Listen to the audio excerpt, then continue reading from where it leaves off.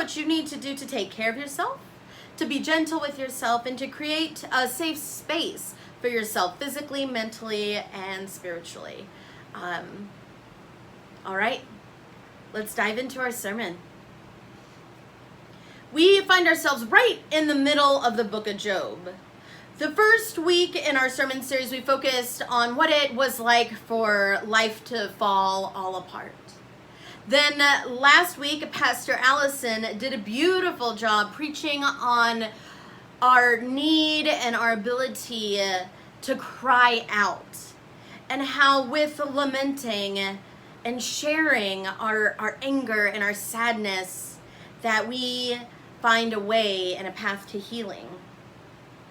This week we're going to continue on in our story and our journey and find ourselves wondering about what it means to have hope. What is our capacity for hope? So whether you are joining us for the first time or if you just need a reminder of where we've been, I am going to give a brief summary of the book of Job from the beginning up until now so we can all be on the same page today. So at the start of Job, we find out that Job is a righteous man and a good man, an upstanding man. He is a faithful man. And then God and the adversary make a deal to test Job's faithfulness. And again, Job being a blameless man and an upright person, God believes that Job is going to remain faithful no matter what tests are thrown at him. Then we see Job losing everything in incredibly tragic and traumatic ways. Then Job's friends show up and they sit with him for a while.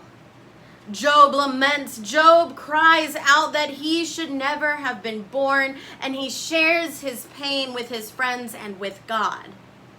And now we get to the big middle chunk of the book of Job, the conversation between Job and his friends. This section takes up the majority of the book, where his friends try to make sense of everything that has happened to Job. They do this in a variety of ways, and in some not so helpful ways. And we find Job challenging his friends and challenging God in this section of the book. I wonder if there has ever been a time in your life when you have felt like Job, crying out that death would even be better than this. Maybe filled with anger or despair or just complete and utter hopelessness. Not only are you consumed with these feelings, but maybe your normal support system just is falling short. Maybe they're even making it worse. Where do you go? What do you do? I remember a time when I felt like Job. It is a vivid memory. This one specific moment of my life. These 15 minutes specifically. I remember sitting on the grass, and I could feel the prickliness of the grass on my legs and on my feet.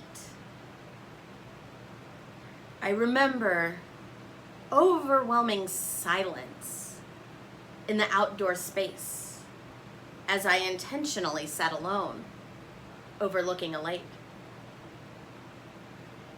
I remember the heat of the summer, that it seemed that it was so hot that it even suppressed the noises of nature. Stillness, silence surrounded me. But in my head and in my heart, there was a non-stop buzzing of emotions that ranged from sadness to despair, anger, hopelessness. Just on repeat, over and over and over again. And even though I was surrounded by silence, The sound in my head just seemed to never stop. And it had been going on for hours, for days, for weeks, for months. This buzzing of emotions that filled me plagued me day and night. No matter where I went, it just wouldn't stop. I couldn't hear, I couldn't see, I felt at times I couldn't even breathe. It was completely distracting. And all I could think was, I need God. Where is God? My support system was and is great, but these feelings consumed me. They were so intense, and it just seemed like it was impossible for anyone to feel this way or to understand. Even the most well-intentioned people just didn't seem to be able to turn down the noise that I was experiencing. I need God. Where is God? These feelings were bigger than me. And when I needed peace, when I needed comfort, when I cried out and felt so lost, I wondered, God, where are you? What am I doing that is wrong?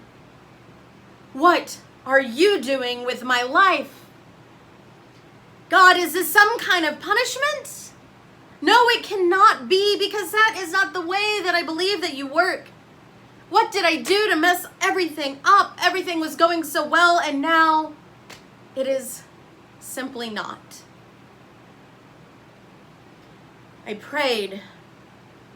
I had been praying. I still remember the prayer that I said that day. God, give me peace. God, give me peace. God, give me peace. And then I felt a breeze in the middle of the hot stillness of the summer. And my head and my heart went quiet. I knew the challenges and the struggles were not over, but in that moment, I also knew that God was with me. I knew that even though I was struggling to see, feel, know God, God was there and would not leave me. And that God was big enough for all of my feelings. That everything I knew in that moment in time, the anger, the fear, the despair, the hopelessness, all of that was big enough. God was big enough for it all. And I could share it all with God. And that no matter how alone I felt, I was not. God knew every inch of my heart and of my mind and felt deeply with me as I cried out. I know that God wants nothing more than to be in relationship with us. I know this. Job knows this, and that's part of why Job cries out. Job keeps speaking to God, even in despair and anger. Job knows that God hears all, and God is enough, big enough, wonderful enough, mysterious enough, loving enough to hear and carry and see it all.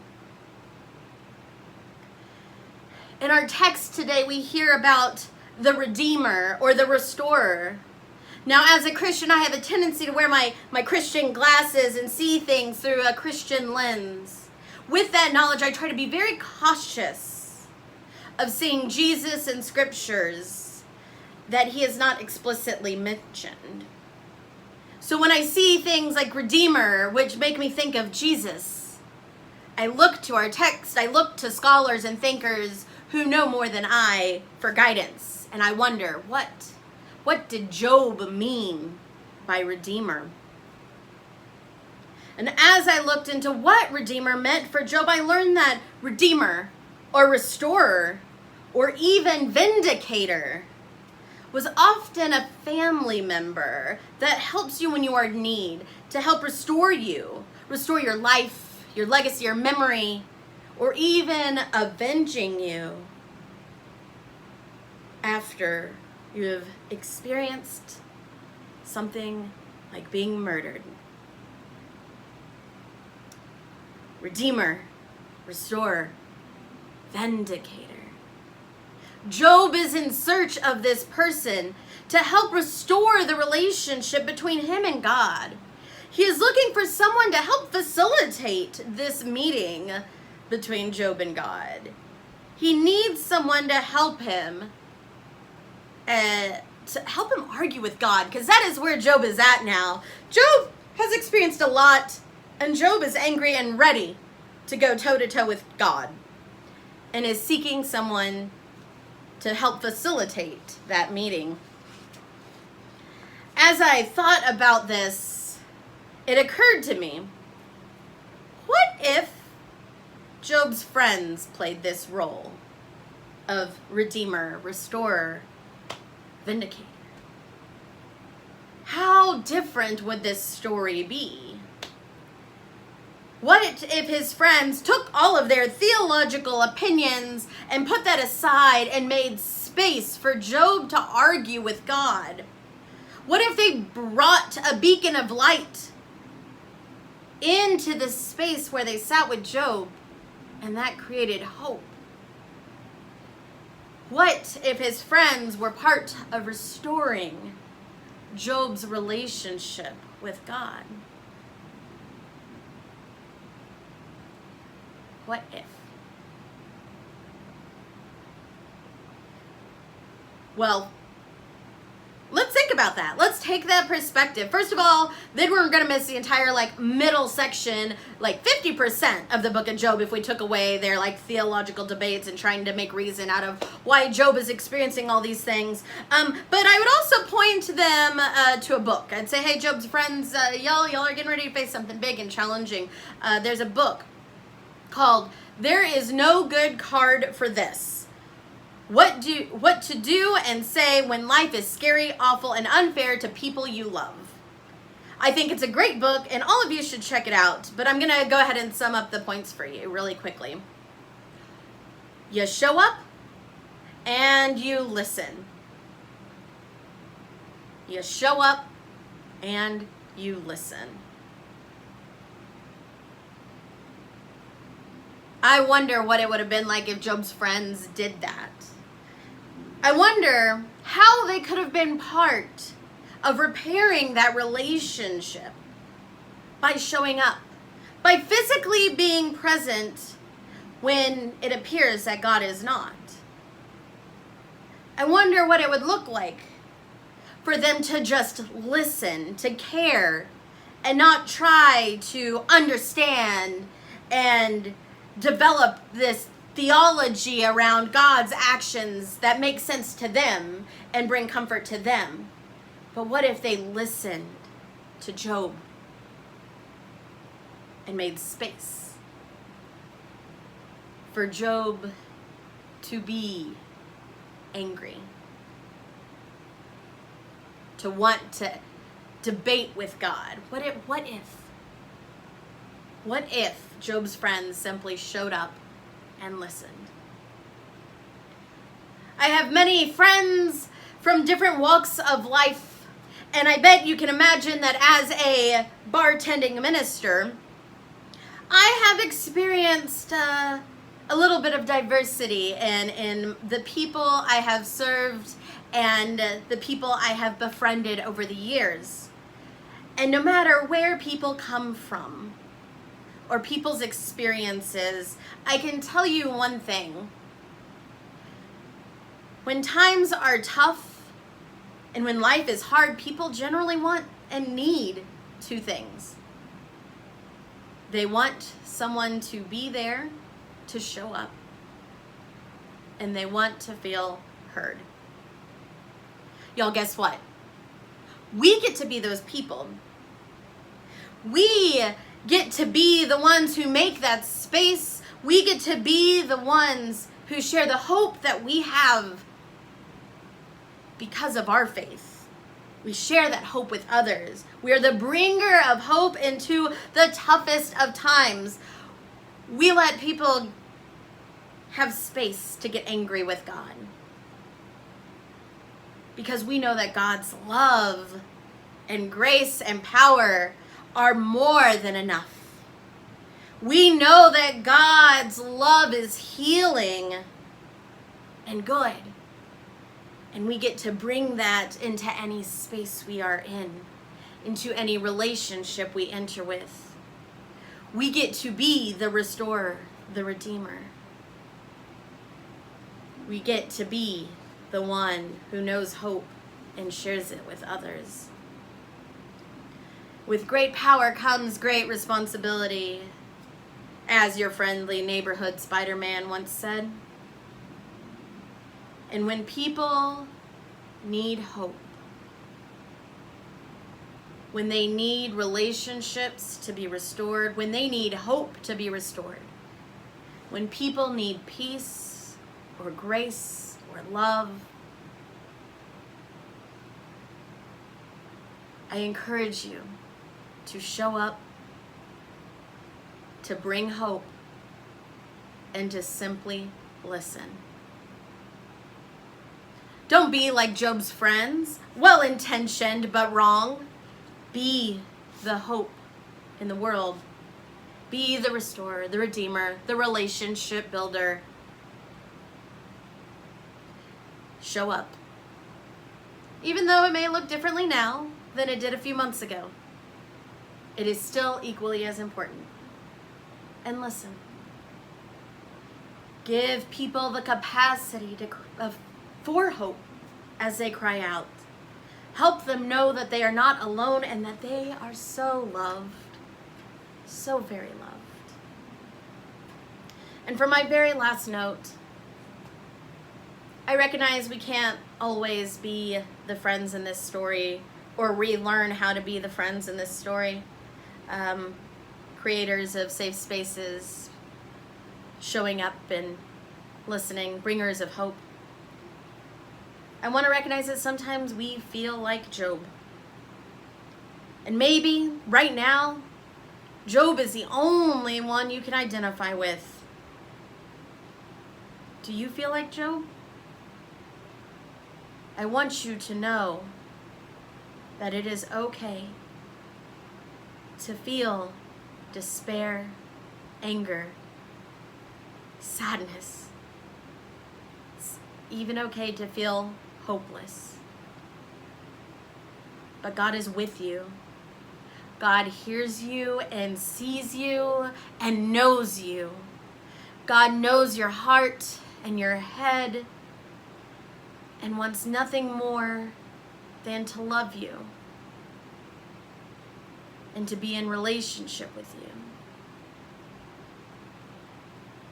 And although you may feel alone, you are not, because God is surely with you. Amen.